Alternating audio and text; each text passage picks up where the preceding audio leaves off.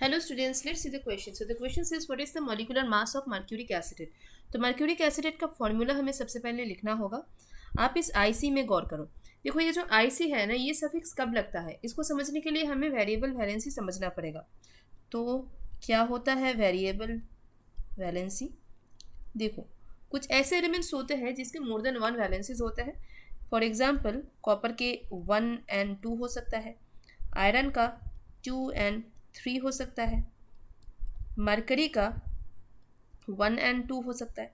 तो इसमें कैच है कि जब हम जो लोअर वैलेंसी है उसे लेके कोई कंपाउंड बनाते हैं तो OUS ये वाला सफिक्स ऐड करते हैं, और अगर हायर वैलेंसी जो है इसे लेके कोई कंपाउंड बनाते हैं तो IC इक ये वाला सफिक्स लगाते हैं. तो यहाँ पे IC है यानी we are having here higher valency of mercury. तो हायर वैलेंसी ऑफ मरकरी आप देख सकते हो क्या है, 2 है. एसीटेट के बारे में बात कर लेते हैं. एसीटेट क्या है? Acetate is CH3COO minus this particular polyatomic anion.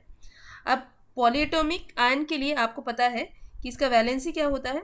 Valency is equal to its charge only, जितना चार्ज वो कैरी कर रहा है. तो -1 है. बस वैलेंसी लिखते वक्त हम साइन को नहीं लिखेंगे, तो वैलेंसी इसका हो जाएगा 1. अब चलो इसका प्रॉपर फॉर्मूला को लिख लेते हैं.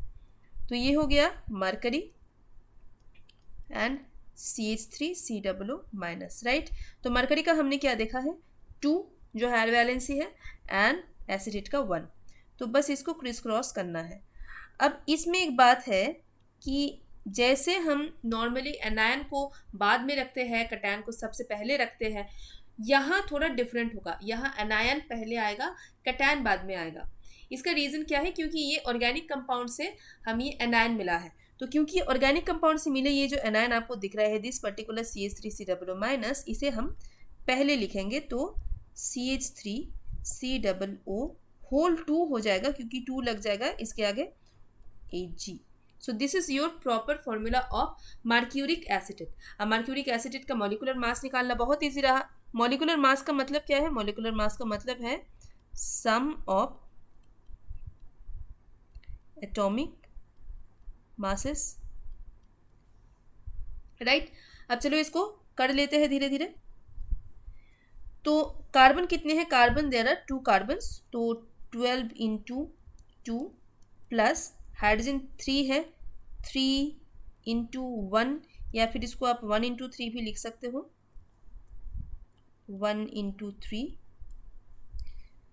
प्लस ऑक्सीजन कितने हैं? 2 है, तो ऑक्सीजन आप लिख लो 16 × 2.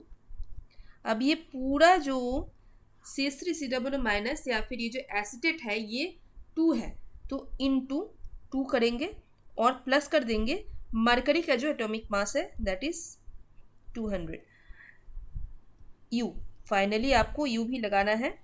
तो ये जो है ना, ये लगभग 381.6 के आसपास आएगा. बेसिकली मरकरी का जो है वो 200.6 यूनिट होता है, तो ये 318.6 यूनिट हो जाएगा.